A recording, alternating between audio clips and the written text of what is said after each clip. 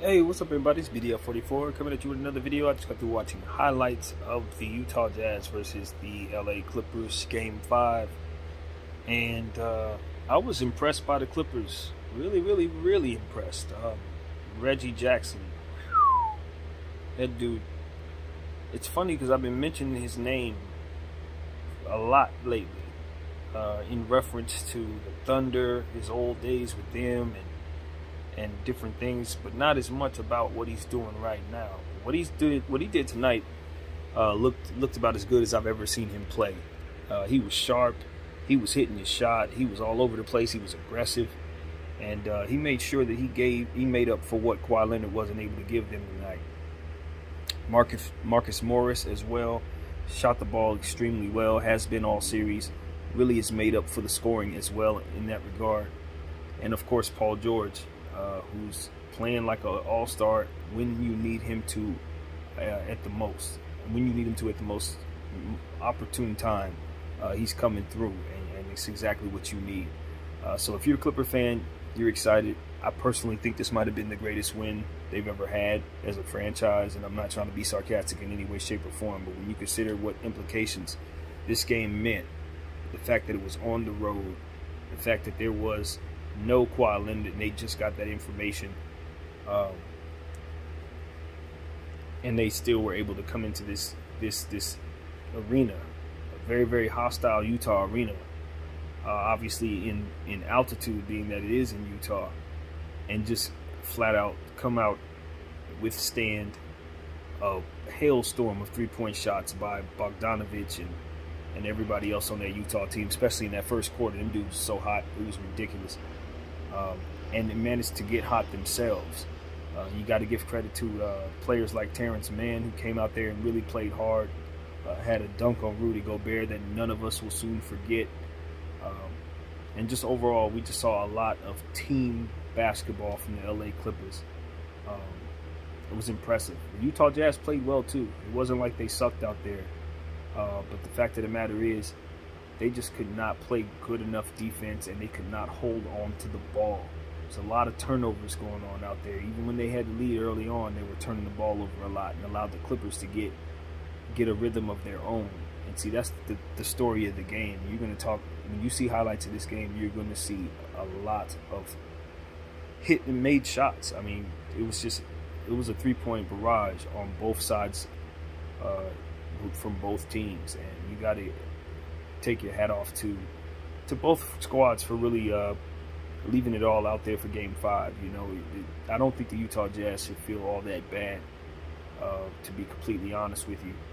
Even though they lost at home and there was no Kawhi Leonard, what happened to them was players that weren't really doing a lot overachieved quite a bit in Kawhi's absence. Stuff that you probably are not trying to game plan for happened to the Utah Jazz tonight. So it's not like they came out and weren't prepared, or came out and thought, well, we're just going to roll over and beat this team. They came out hot, and the Clippers clawed their way back into it, got hot themselves, and got the victory. They closed out better than the Utah Jazz did.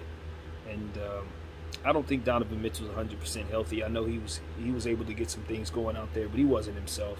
I think if he would have been, I think that might have been a different outcome. But overall, the defensive end, the Utah Jazz just didn't really have it tonight. They couldn't defend the three-point line. Neither team could, obviously, but they were really having more so trouble with it when they needed not to. When the game started getting out of hand, Clippers just continued to just strike, and Reggie Jackson was just getting all wherever he wanted to on the floor. And Paul George, the same, obviously.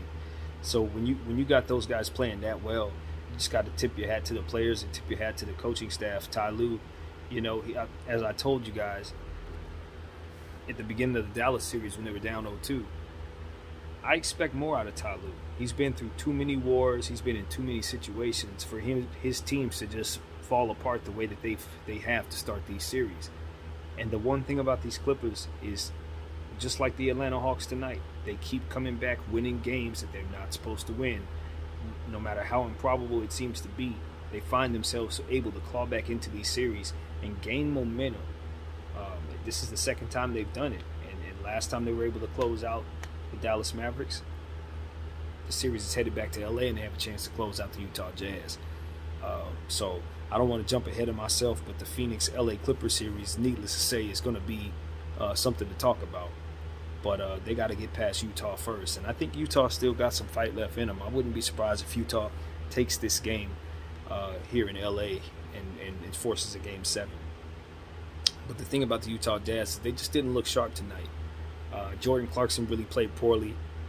He did not help his team tonight like you want him to. And like I said, turnovers were a real big issue for the Utah Jazz. They got to get more out of more people. They're not as deep of a team as you'd like them to be, unfortunately. Looking at the box score, they just didn't get enough out of enough people. And that's really what I saw out there. But you got to give Bogdanovich credit, because he was super on fire out there. He was just stroking, especially in that first half. But it wasn't enough. Clippers got the victory. Total team win, total team effort. Everybody played hard and well, and yeah, that's what it was, man. I'm looking forward to seeing what happens in this series. Game 6 is going to be interesting, because at the end of the day, they still don't have Kawhi Leonard, so you're going to need the Clippers to continue to play well. And I've seen the players that they have playing well turn off as well. I've seen Marcus Morris disappear. I've seen Paul George disappear. I've seen Reggie Jackson disappear. So while they're playing well tonight, the pressure will be now on them to close. And if they can't close, the pressure will be on them to fight for their lives.